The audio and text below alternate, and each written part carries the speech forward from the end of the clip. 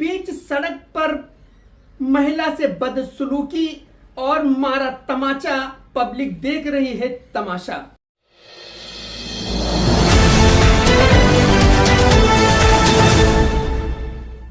दर्शकों, हम आपको एक वीडियो दिखा रहे हैं जो वायरल हुआ है।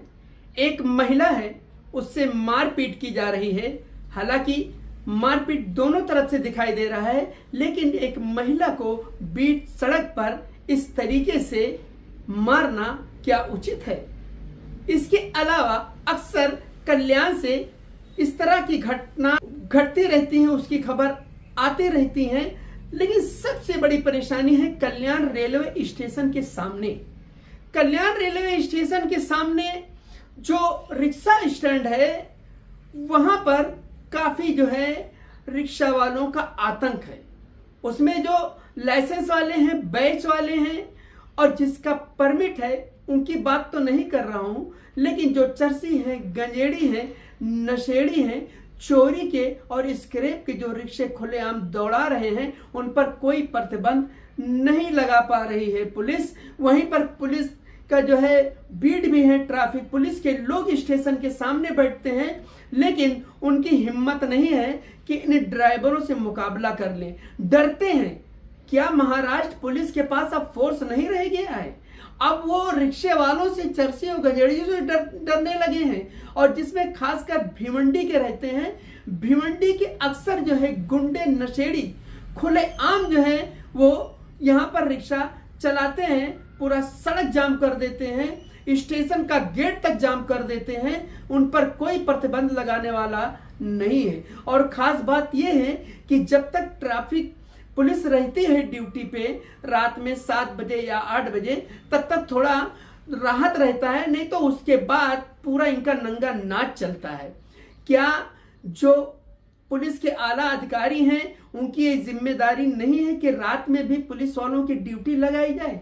यात्रियों को लूटा जा रहा है, महिलाओं के साथ बदतमीजी हो रही है, लड़कियों के साथ छेड़छाड़ किया जा रहा है। जो बुजुर्ग गांव जो है से आते हैं, बाहर गांव से आते हैं, वो नहीं जानते कि भिवंडी का या कौन गांव का या गोवा नाका का या और आसपास में कितना किराया है। मनमानी तरीके से उनसे किराया वसूला जाता है, उनको रिक्शे में बैठा करके लूटा जाता है। अगर बहुत से पैसेंजर उसका विरोध करते हैं तो उनको चाकू से हमला किया जाता है।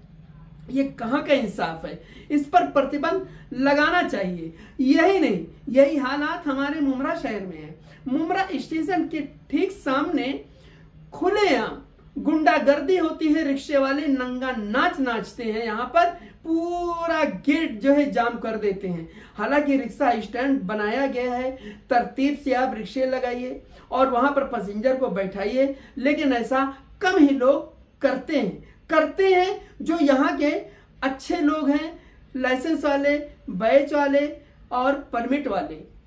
लेकिन जो गुंडे हैं, नशेड़ी हैं, चरसी हैं, गंजेड़ी हैं, उनका कोई जो है नियम कानून उनके लिए नहीं है और उनको रोकने की हिम्मत भी किसी की नहीं है। पुलिस भी नहीं बोलती। आखिर क्यों नहीं पुलिस बोलती? कहीं ना कहीं इनका साठगांठ है। जो ट्रैफिक पुलिस या हवलदार हैं, इनसे साठगांठ है। इसीलिए जो है इनका ना लाइसेंस चेक होता है, ना परमिट चेक होता है, और खुलेआम ये नंगा नाच नाचते हैं, यहाँ पर पूरा जाम कर देते हैं। चलना दुश्वार हो जाता है यहाँ से वहां तक। यानी बाहर के भी रिक्शे यहाँ पर आ जाते हैं, चोरी के रहते हैं, स्क्रैप के रहते हैं और छोटे छोटे बच्चे चलाते हैं, नाबालिग जो है रिक्शे चला रहे हैं, नशे में जो है धुत हो करके रिक्शा चलाया जाता है। आखिर इस पर क्यों नहीं कंट्रोल हो रहा है? पुलिस क्या कर रही है? उनकी जिम्मेदारी नहीं है। ट्रैफिक विभाग किस लिए बनाया गया है? लेकिन यहाँ तो कोई नजर ही नहीं आता है।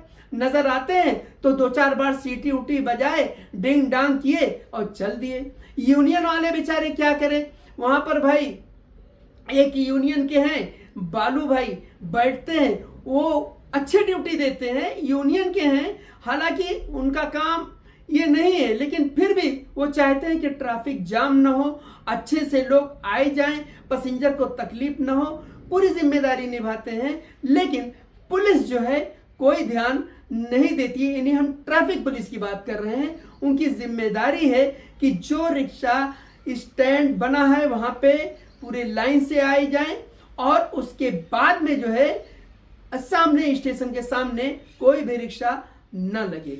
और यही नहीं, अगर किसी को अमृतनगर जाना है, सोनाजी नगर जाना है, संजय नगर जाना है तो वहां नहीं बैठाएंगे, डायरेक्ट ये कौसा जाएंगे सिलफाटा और वहां से मनमानी तरीके से एक किराया भी वसूल करते हैं। पैसेंजर को इतनी परेशानी होती है, हम तो कहते हैं कि प्रशासन की तरफ से थाने महानगर पालिका से अनुरोध करेंगे कि यहाँ पर एक सिटी बस चलाई जाए, शाम को 3-3, 4-4 बसें भी चला देंगे सिलफाटा से और मुमरा तक, मुमरा से लेकर के सिलफाटा कौसा तक, तो ये जो रिक्शे वालों की गुंडागर्दी है ये जो है खत्म हो जाएगी।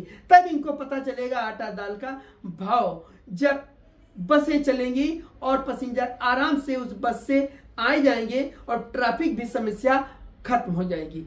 उम्मीद है कि जल्द ही इस पर जो ट्रैफिक विभाग के डीसीपी सर हैं ध्यान देंगे और इस पर कार्रवाई भी करेंगे।